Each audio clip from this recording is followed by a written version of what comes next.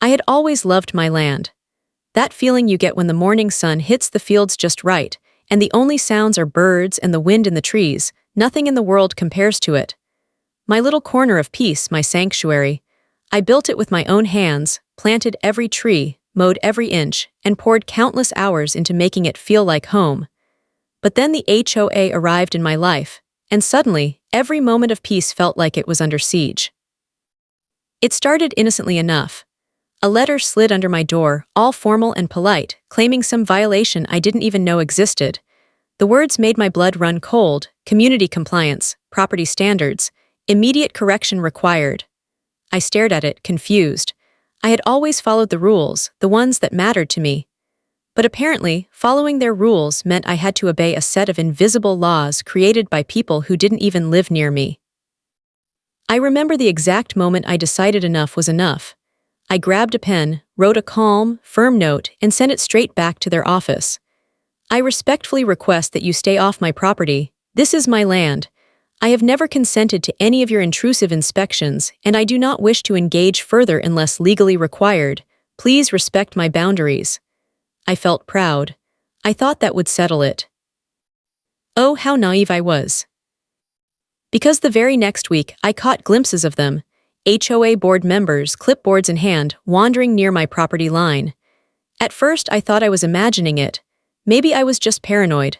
But then one morning, I saw the unmistakable sight: Mr. Henderson, the self-appointed community enforcer, packing near my fence with that smug, clipboard-wielding confidence.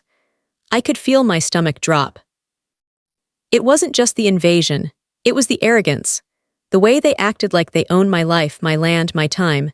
The audacity to walk onto my property and lecture me about rules I hadn't agreed to.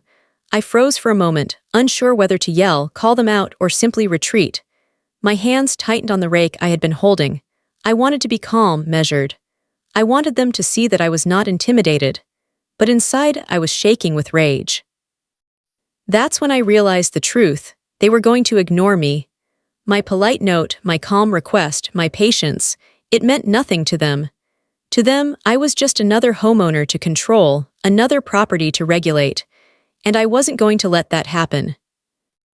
I started watching them from my window, noting their schedules, the way they strutted around the neighborhood like it was a stage.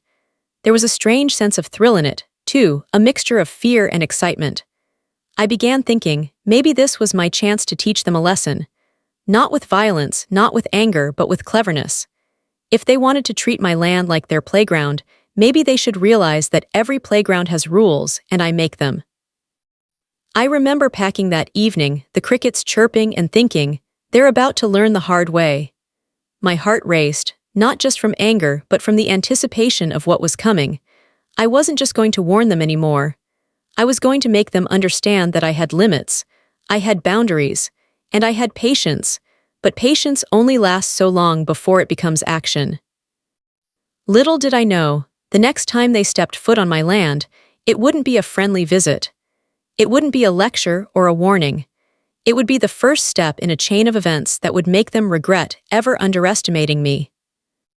I took a deep breath, leaning against the old wooden fence I had built with my own hands. The sun was setting, painting the sky in streaks of orange and pink, and for a moment I let myself smile. This land, my home, my sanctuary, no one was going to take it from me. Not the HOA, not anyone. And in that moment, I made a silent promise. If they came onto my land again, they weren't just stepping into my yard, they were stepping into my world. And I would make sure they remembered it. I thought I was prepared. I had sent my warning, I had made my boundaries clear, I had convinced myself that I could keep the peace without confrontation. But some things you can't prepare for, like the moment when someone crosses the line with a smug grin and a clipboard in their hand. It was a bright, sunny morning. The kind of morning that usually makes me grateful I live where I do. I was sipping coffee on my porch, enjoying the quiet, when I noticed movement at the edge of my property. At first, I thought it was a neighbor or maybe a delivery person, but then I saw him. Mr. Henderson, the same HOA official I had warned. And he wasn't alone. A small parade of board members followed, each with clipboards, cameras, and that irritating air of self-importance. They were walking across my land like tourists exploring a museum. I couldn't believe my eyes. My heart sank, then surged with adrenaline. They were literally trespassing on my property, and they were smiling as if they had every right to be there. I put down my coffee and stepped onto the grass. My hands tightened around the railing. I wanted to shout, to run out there and demand they leave, but I remembered the last time I had lost my temper. It never ends well. So instead, I squared my shoulders and walked toward them, trying to appear calm, though my mind was racing a mile a minute. "Good morning," I called out, my voice steady but firm. "Can I help you?" Mr. Henderson looked up, smiled, and said something that made my blood boil. "We're just doing a routine inspection, making sure everything complies with HOA standards." I froze for a second. Routine inspection? On my property? I had never signed anything allowing them to walk onto my land, and yet here they were, striding across it like it belonged to them. I took a deep breath, trying to stay calm. "I already told you," I said, keeping my tone measured. "This is my land. You have no right to be here without my permission. Please leave immediately." They didn't, they just kept walking, taking notes and snapping photos. The arrogance in their movements was infuriating. I wanted to grab the clipboard and toss it into the bushes, but I forced myself to hold back. Patience. That was the weapon I was going to use, but that didn't mean I had to be polite. I started walking toward them, slowly, my voice rising just enough to make them realize I was serious. I said, "Leave. Now, this is trespassing." A few of the board members glanced at each other, whispering like children caught in the act. Mr. Henderson, of course, didn't flinch. He smiled again, that smug smile that made my skin crawl. "We're just doing our job," he said, as if that excused breaking the law. I felt a surge of heat rise in my chest, but this time I didn't just yell. I stared at them, every word measured. "Your job doesn't include walking onto private property, not without permission, not without legal authority, and you will respect that." For a moment, the air felt electric. I could see doubt flicker in the eyes of the smaller board members. They were uncomfortable, out of their element. But Henderson, he didn't flinch. He just scribbled something on his clipboard like I was the problem for daring to speak. That's when it hit me. They didn't care about rules or laws or common decency. They cared about control, about showing me that they could walk all over me and I'd have to smile while they did it. I clenched my fists and took a step closer, keeping my voice calm but dangerous. "I've asked you politely. I've asked you firmly. This is your last warning. Leave my property now." For a moment, silence. Even the birds seemed to hold their breath.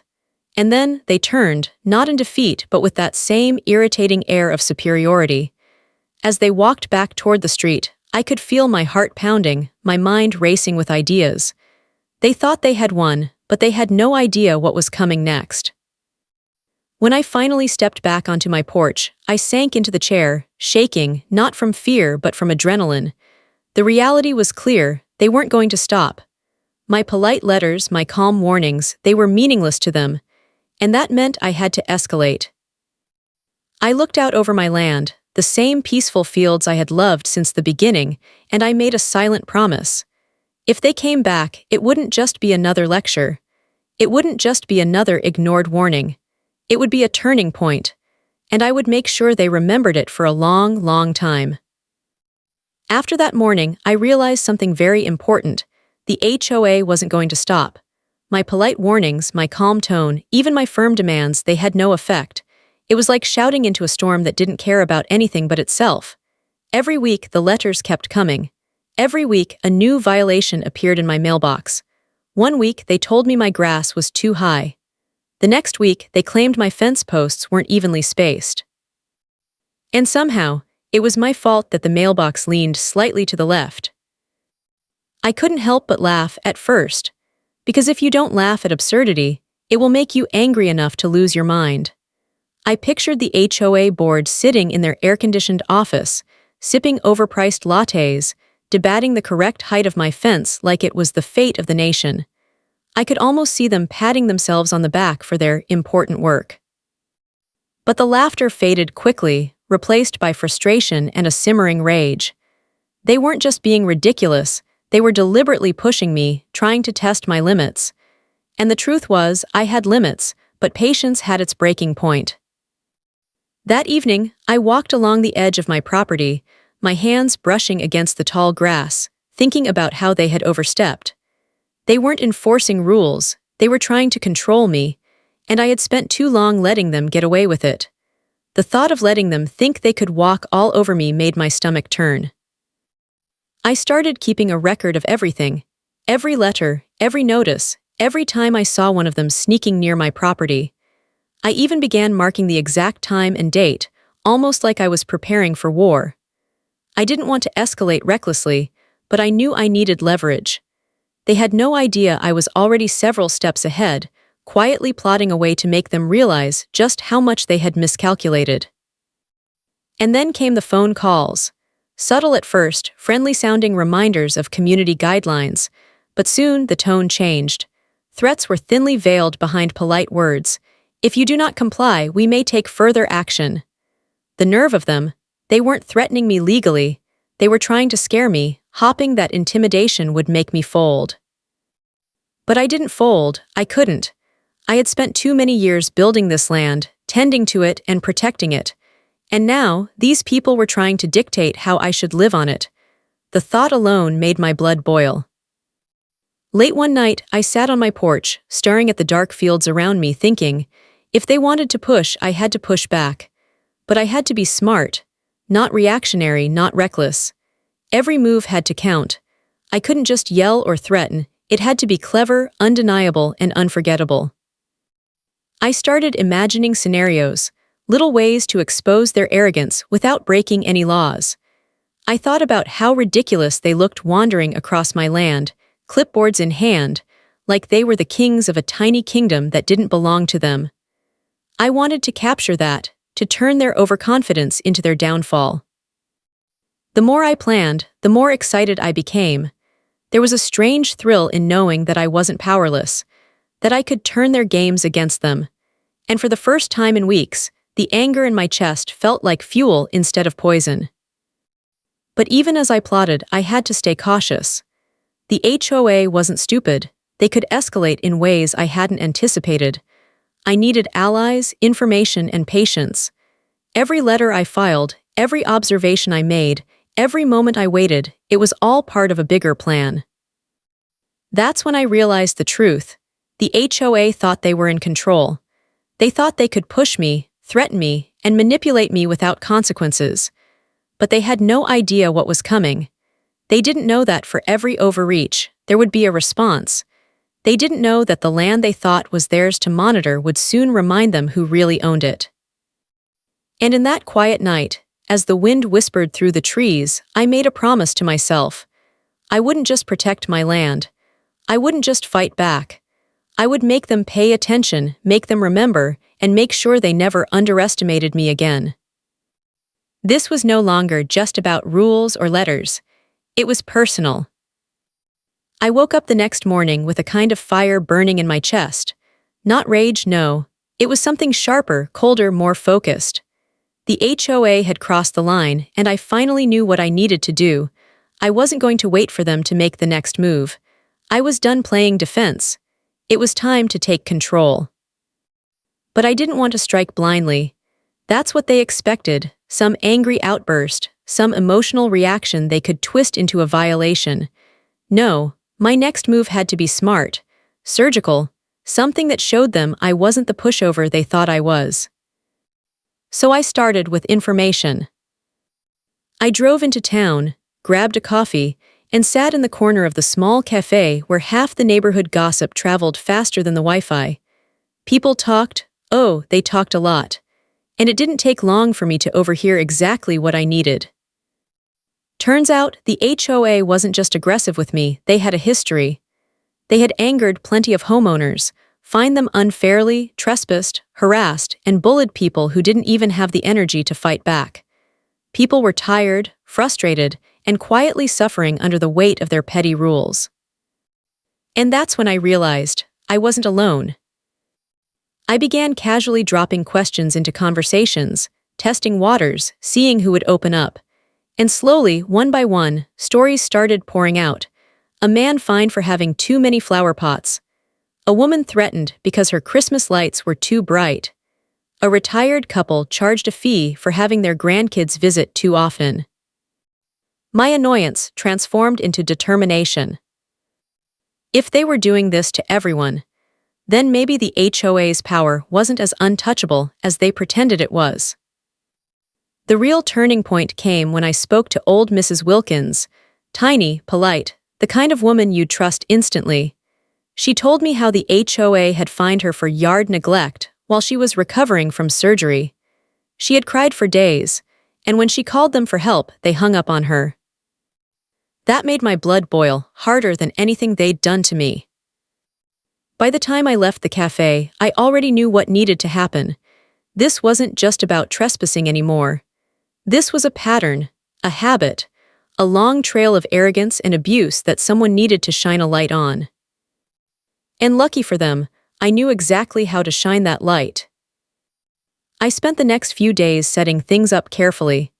I installed new cameras on my property, discreet, motion-activated, high-resolution. If the HOA stepped foot on my land again, I'd have proof. Not, he said, she said. No, crystal-clear footage of them violating my rights. And once I had that, the game would change. But I didn't stop there. I studied the HOA bylaws. Every line, every hidden clause, every outdated rule they were supposed to be following but weren't. I found inconsistencies, abuses of authority, even decisions made illegally. The deeper I dug, the more confident I became. These people had no idea how badly they had exposed themselves. One night, as I sat surrounded by documents and notes, I felt something shift inside me. For the first time since this nightmare started, I wasn't angry. I was calm, focused, ready. They thought they were dealing with an ordinary homeowner. But they didn't understand something crucial. This wasn't just a house to me. This land was my life, my work, my peace, and I would defend it with everything I had. The real suspense came the very next morning. I was checking the cameras when I saw movement on the edge of the property. It was early, too early for casual walkers. My heart pounded as I zoomed in. There they were. Henderson and two board members, walking along the edge of my land, pointing, whispering, planning something. Oh, they were coming back. And they had no idea they were being recorded this time. The sight made something inside me flare, not fear, but anticipation.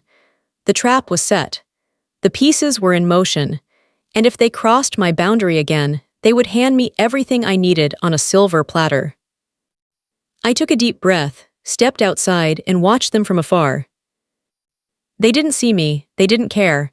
They thought I was asleep, clueless, helpless. Let them think that, I told myself. Let them believe I'm not paying attention. Let them underestimate me. Because the next time they stepped foot onto my land, everything was going to change. Not with shouting. Not with threats. But with consequences. Real, undeniable consequences that even they couldn't escape. They thought they were the hunters. But the truth was, they had just walked straight into my plan. If there was ever a moment in my life when I felt like snapping a picture, framing it, and hanging it on my wall labeled, "This is when I realized I'm dealing with crazy people." It was the night I returned home and saw what the HOA had done to my land. It was around 9 p.m. I pulled into my driveway, headlights sliding across the quiet field, except it wasn't quiet. It wasn't even a field anymore. My property, my private property, was lit up like a county fair. And right in the middle of it was a brand new wooden shed, painted in HOA beige, with a bright little sign on the door that read, "Community Storage Unit."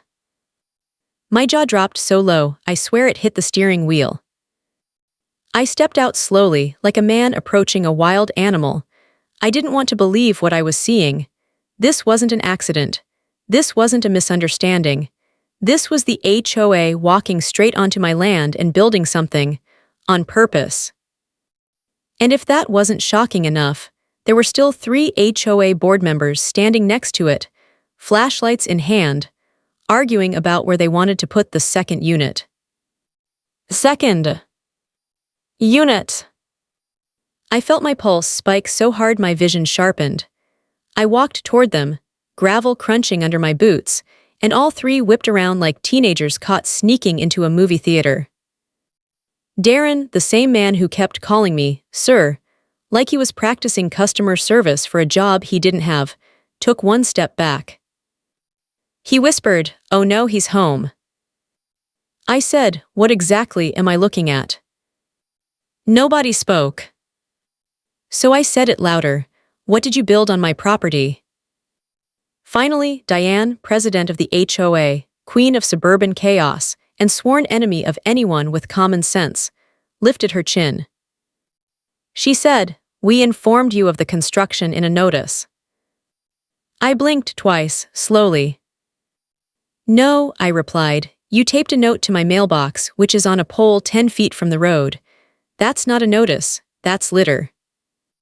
She crossed her arms. "We have community expansion plans. This land wasn't being used. We saw an opportunity." Opportunity, I repeated. "This isn't an investment seminar. This is my backyard." Diane didn't flinch. The HOA bylaws allow for improvements that benefit the community. I took a slow breath. This isn't HOA land. I'm not even in your HOA. Darren whispered again, "We probably should have checked that before building." Probably. Before I could say another word, a pickup truck rolled up behind me. It was my neighbor Sam, big guy, slow talker but sharper than he looks. He stepped out and stared at the scene. "Why's there a house barn on your field?" he asked. "A shed," Darren corrected. Sam ignored him. "Did you ask for this?" "Nope," I said. Sam scratched his beard. "Did they ask you?" "Nope." At this point, Diane snapped, "We don't need permission to act in the neighborhood's best interest." Sam squinted. "Ma'am, you're standing on private property. You just committed trespassing, land alteration, and," he pointed at the shed, "construction without a permit." Darren turned pale. There wasn't a permit. I swear the wind stopped for dramatic effect. I leaned in and said, "Get off my land, all of you now." Diane opened her mouth to argue, but Sam cracked his knuckles just once, special effect courtesy of nature. She shut her mouth, spun around, and stomped back toward the street. Darren whispered, "Sorry," and hurried after her. The third guy kind of hunched his shoulders, muttered "my bad," and ran. When their taillights finally disappeared, Sam exhaled and said what we were both thinking. They messed up real bad. I stared at the shed, freshly painted, neatly built, sitting on my land like a smug stray cat. "Oh yeah," I said, "and they're about to pay for every nail in that thing." The next morning, I called a lawyer. Not the kind who wears khakis and smiles too much. I called the type who keeps framed pictures of court victories on the wall like hunting trophies. He listened to everything quietly, too quietly, until I finished my rant. Then he said the words that made my whole week. "They built a structure on your property without permission. That's excellent." "Excellent," I repeated. He said, "Oh, this is trespassing, land use violation, unauthorized construction, and property damage. We're not just suing, we're going for everything." Suddenly, the shed didn't look like a problem anymore. It looked like the most beautiful mistake the HOA ever made. And just when I thought the situation couldn't get crazier, it did. Because the next day, when I went outside to take pictures for the lawsuit, I found another notice taped to my mailbox. It read, "Your property is in violation of HOA color standards. Please repaint immediately." My property. The land they trespassed on. The land they illegally built a shed on. That's when I realized this wasn't just a conflict. This was war. After the shed fiasco, I couldn't sleep. I kept replaying every moment in my mind, the audacity of the HOA, Diane's smug little smile, the way they thought they could walk on my land and dictate how I lived. That shed wasn't just wood and nails. It was a statement. We own this land, whether you like it or not. But I had news for them. They didn't own anything, not my land, not my peace, and certainly not my patience. I spent the next morning packing my yard, phone in hand, drafting emails, taking pictures, and jotting notes. Every board member's face, every action, every blatant violation, I recorded it all. Cameras, logs, timestamps, this was no longer just about me standing up. This was about creating a record so thorough they wouldn't be able to wriggle out of it. By the time the sun hit its peak, I felt calm for the first time in weeks. Calm, but not complacent. I had a plan, and the first step was making them realize just how badly they had underestimated me.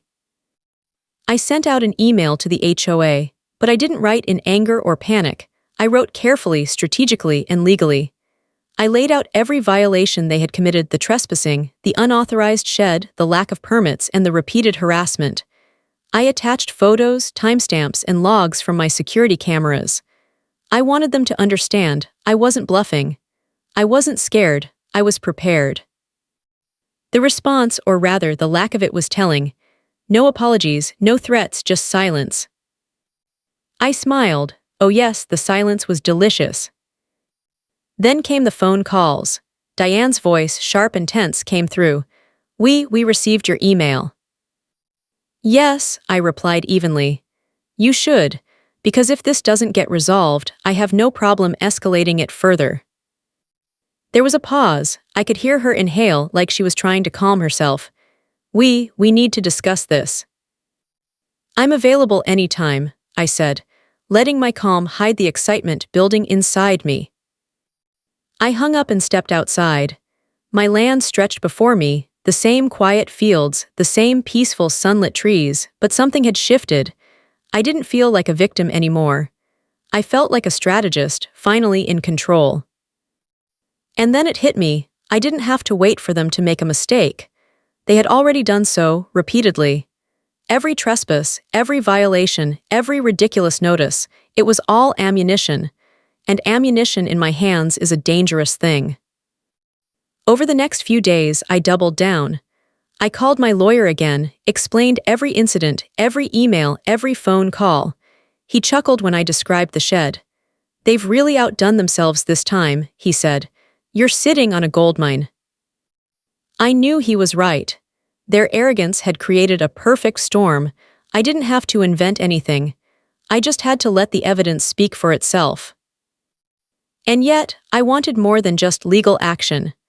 I wanted them to feel the consequences of underestimating me, to experience the panic, the second-guessing, the dread that comes when someone finally refuses to be bullied. So I started quietly talking to neighbors, careful not to make it obvious.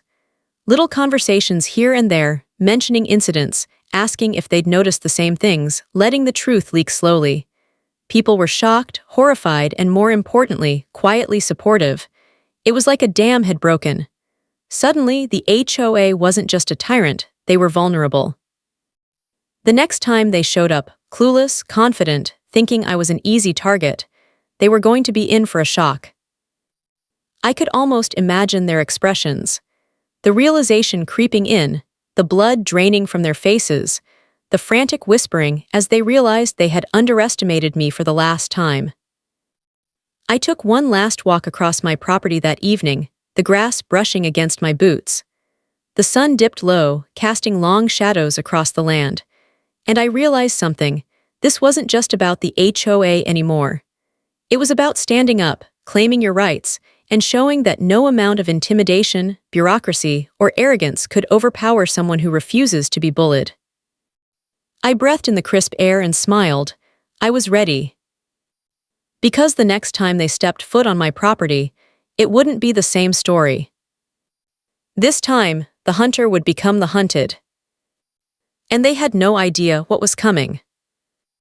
The morning was quiet, too quiet. I was sipping coffee on the porch, watching the sunlight stretch across my property when I noticed movement at the edge of the field. My heart sank, then rose into a cold, sharp rhythm. They were back. Diane, Henderson, two other board members, clipboards in hand. Smiles plastered on their faces like they were walking into a parade.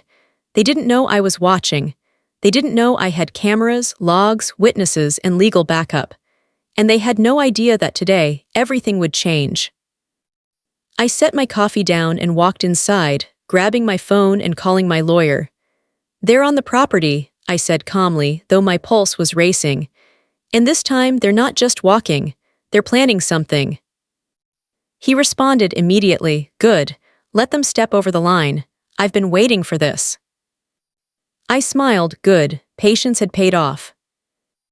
I walked back outside, hands in my pockets, pretending to water the plants.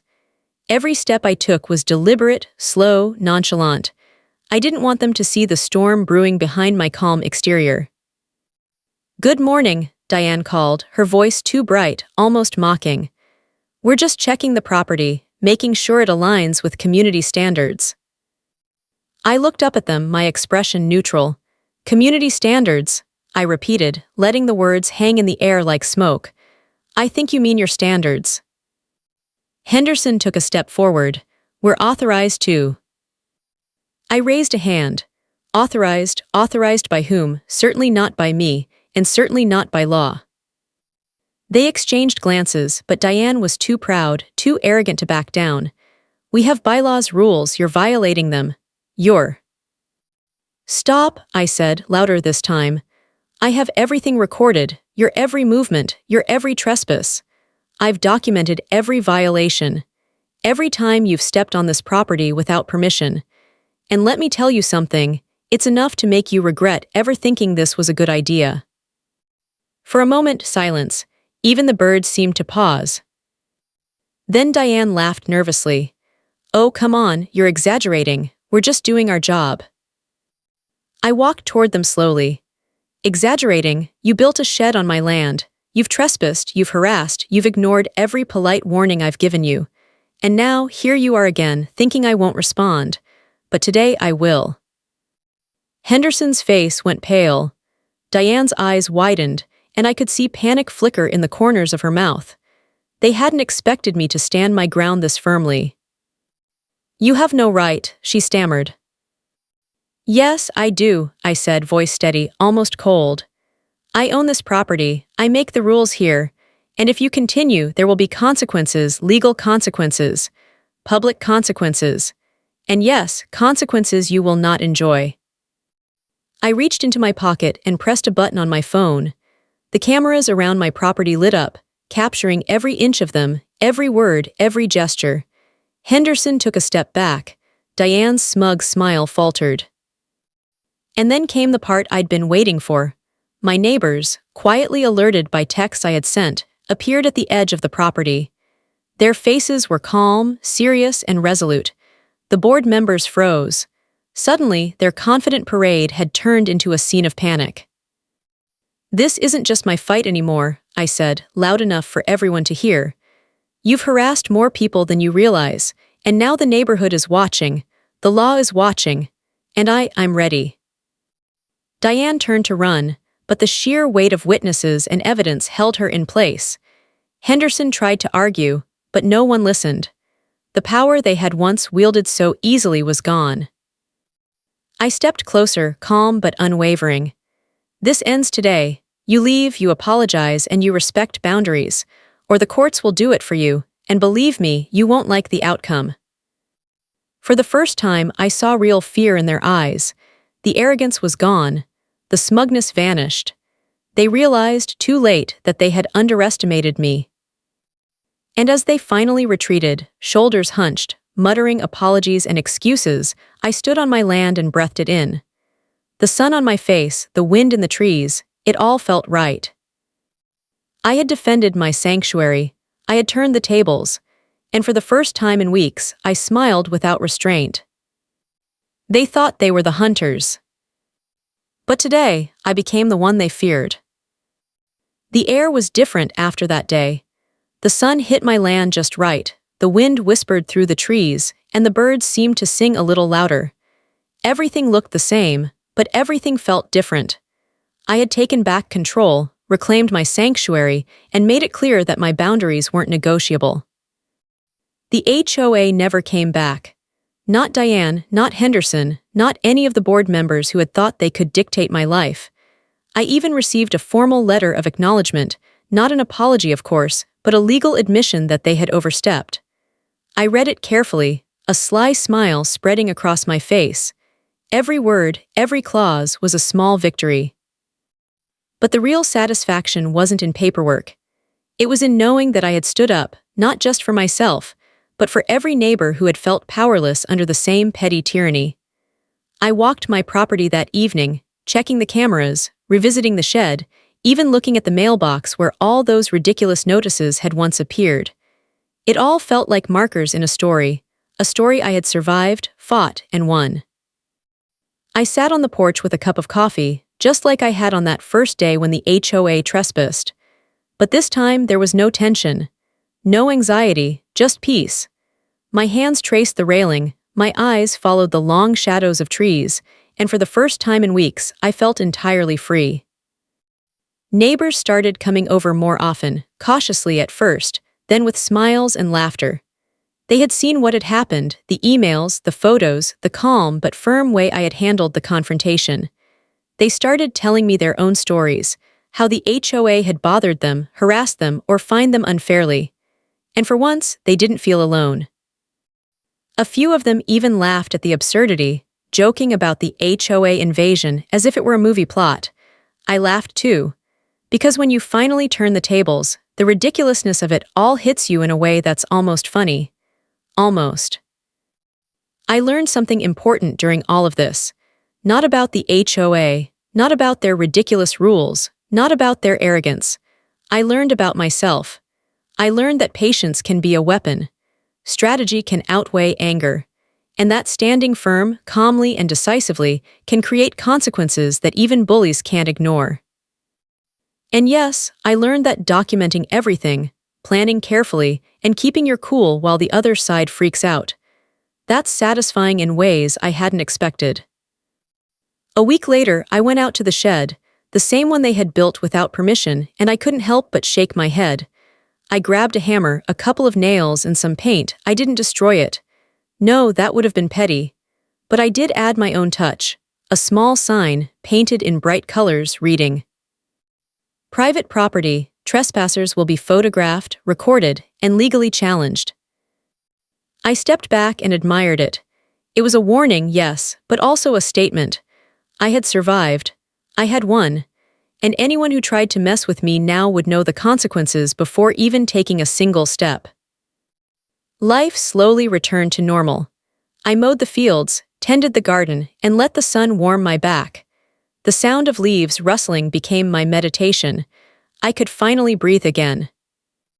Sometimes, I think about Diane and Henderson, sitting in their offices, probably still replaying that confrontation in their minds. I imagine the frustration, the realization that their power wasn't absolute, and I can't help but grin. Because in the end, I didn't just protect my land. I protected my peace, my sanity, and my right to live on my property without fear or interference. Standing on my porch that evening, the sky painted with streaks of pink and gold, I whispered to myself, "They ignored me, they underestimated me, and now they've paid for their arrogance. And this land, this is mine, always has been, always will be." And with that, I finally leaned back, sipped my coffee, and felt the weight lift off my shoulders. The battle was over.